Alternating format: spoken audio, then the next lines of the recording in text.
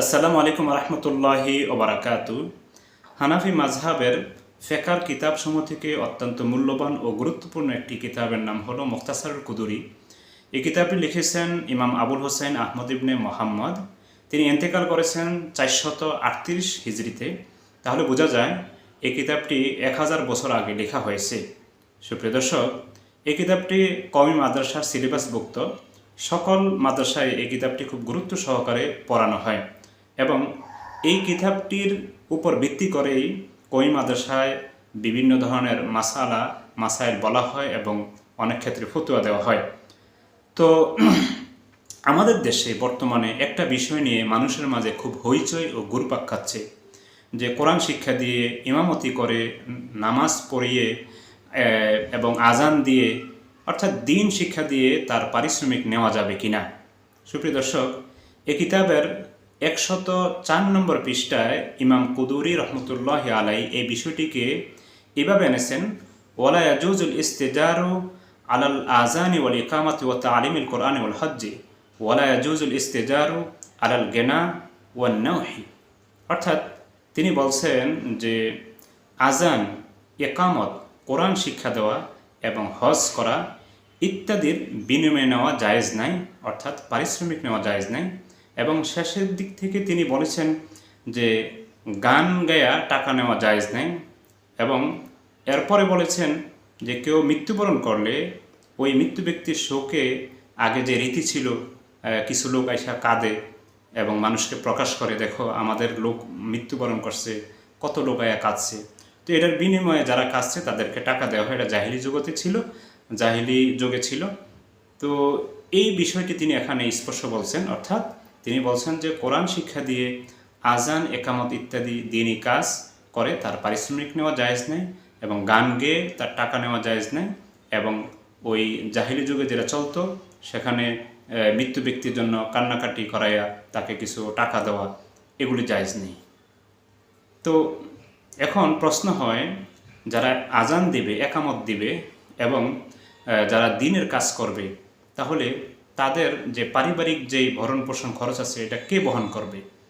তো এ বিষয়ে সবচেয়ে উত্তম পন্থা বলা হয় যে যদি সে পারে এগুলি না নিয়ে, অর্থাৎ এগুলির বিনিময় না নিয়ে কাজ করতে, তাহলে কাজ করবে। আর যদি না পারে তাহলে ইসলামী রাষ্ট্র হলে তাহলে যে রাষ্ট্রপ্রধান আছে, রাষ্ট্রপ্রধানের পক্ষ থেকে তার জন্য ভাতা নির্ধারণ করবে। তো আমাদের বাংলাদেশ বলেন বা অন্যান্য দেশ বলেন যে অধিকাংশ দেশেই ইসলামী রাষ্ট্র নয় এবং রাষ্ট্রের পক্ষ থেকে তাদের কোনো খরচাদি ইত্যাদি বহন করা হয় না। এজন্য পরবর্তী ওলামায়ে কেরাম বলেছেন যে একজন ব্যক্তির প্রয়োজন অনুযায়ী সে টাকা নিতে পারবে, যাকে কোরআন শিক্ষা দেবে তার থেকে এবং যে এলাকায় সে ইমামতি করবে সেই এলাকার থেকে। নতুবা এই দ্বীন এর ক্ষেত্রে মানুষের মাঝে যে অলসতা চলে আসবে এবং প্রত্যেকে এই সমস্ত কাজ থেকে দূরে সরে যাবে। তাহলে আমরা ইমাম কুদুরি রহমতুল্লাহ আলাইয়ের যে ফেকার কিতাব তার থেকে এই কথা বুঝতে পারি যে মূল কথা দ্বীন শিখে টাকা নেওয়া জায়েজ নাই। তবে পরবর্তী মাশায়েখরা তারা দ্বীনের যাতে কোনো ধরনের ক্ষতি না হয় এই কারণে তারা বলছেন যে হ্যাঁ নিতে পারবে, যেহেতু রাষ্ট্রীয় ব্যবস্থা সেটার সুযোগ নেই। তো সুপ্রিয় দর্শক, আল্লামা মাওলানা সাদ সাহেব এই বিষয়ে কি বলেছেন, এক একজনে এক একটা বলে। তিনি নাকি বলেছেন যে কোরআন শিক্ষা দিয়ে, দ্বীন শিক্ষা দিয়ে টাকা নেওয়া এটা বেশ্যা মহিলার সে যে টাকা নেয় তার থেকেও আরও খারাপ। এটা এক একজনে এক একভাবে ব্যাখ্যা করে। মূল কথা হইল যে এই ধরনের কাজ করার পারিশ্রমিকটা দিবে সরকার, আর যদি সরকার না দেয় তাহলে সে যদি পারে না নিয়ে থাকতে পারে তাহলে না নিবে, আর যদি না পারে তাহলে সে প্রয়োজন অনুযায়ী তার যাতে জীবন চলে সে অনুযায়ী নিবে। এতটুকু হচ্ছে মূল কথা। এখন আমাদের দেশে এই বিষয়গুলো নিয়ে একটু বাড়াবাড়ি চলছে। কিছু লোক বলে যে নেওয়া একেবারে জায়েজে নেই, আর কিছু লোক বলে যে হ্যাঁ নিতে পারবে, এটা খুব স্বাদের জিনিস, খুবই ভালো। আসলে বিষয়টা হলো উভয় দিকে বাড়াবাড়ি। যারা বলে একেবারে জায়েজ নাই, অবৈধ, এটাও ঠিক নয়। কারণ যদি ইসলামী রাষ্ট্র হইত তাহলে তো রাষ্ট্রপ্রধান তাকে দিত, আর এটা তো জায়েজ, যেটা হযরত আবু বকর সিদ্দিক রাদিয়াল্লাহু আনহুর বেলা হয়েছে। এখন কতটুকু নেবে এটা নিয়ে কিন্তু বাড়াবাড়ি আছে। দেখা গেছে একটা মসজিদ বা একটা মাদ্রাসার মধ্যে তাকানো হয় না যে ওই ইমাম সাহেব বা ওই মোদাররেস, ওই শিক্ষকের কতটুকু প্রয়োজন, বরং এখানে নতুন পুরান, বৃদ্ধ, যুবক এই হিসাবে তাকানো হয়। কিন্তু ওই লোকটার যে প্রয়োজন সেই হিসাবে তাকানো হয় না।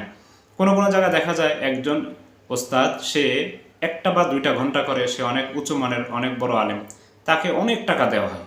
কিন্তু একজন নুরানিতে পড়ায়, হেফসখানা পড়ায়, সে 24 ঘন্টা সুযোগ দেয়, তাকে ওইরকম টাকা দেওয়া হয় না, আর তার পরিবার ওইরকম ভালো করে চলে না। তাহলে একজনে এই সকল জরুরিয়ত পূরণ করার জন্য টাকা নিয়ে সে অঢেল টাকার মালিক হচ্ছে, আর আরেকজনে তার যে প্রয়োজন আছে, জীবিকা আছে, সেটা নির্বাহ করতে পারে না। অনুরূপভাবে বিভিন্ন ওয়াজ মাহফিলের মধ্যেও এই বৈষম্যটা দেখা যায়। দেখা যাচ্ছে একটা মসজিদের ইমাম, তাকে 8-10 হাজার টাকা বেতন দেয়, তাও দেখা গেছে সেখানে তেমন একটা ঠিক মতন দেয় না, অর্থাৎ প্রতি মাসে মাসে দেয় না, বাকিও পড়ে যায়। আর একটা মাহফিল করে একজন বক্তাকে 50,000, 40,000, 60,000, 70,000 দিয়ে দেয়। তাহলে ওই বক্তার দিন প্রচারের জন্য এখানে কতটুকু টাকা প্রয়োজন সেটা খেয়াল করা হয় নাই। আবার একজন ইমাম সাহেব, সে যে সবসময় থেকে সেখানে এই কাজটা পালন করতেছে, দায়িত্বটা আঞ্জাম দিয়ে যেতেছে, সেখানেও লক্ষ্য করা হয় নাই যে তার কতটুকু দরকার। এখনও বৈষম্য আছে।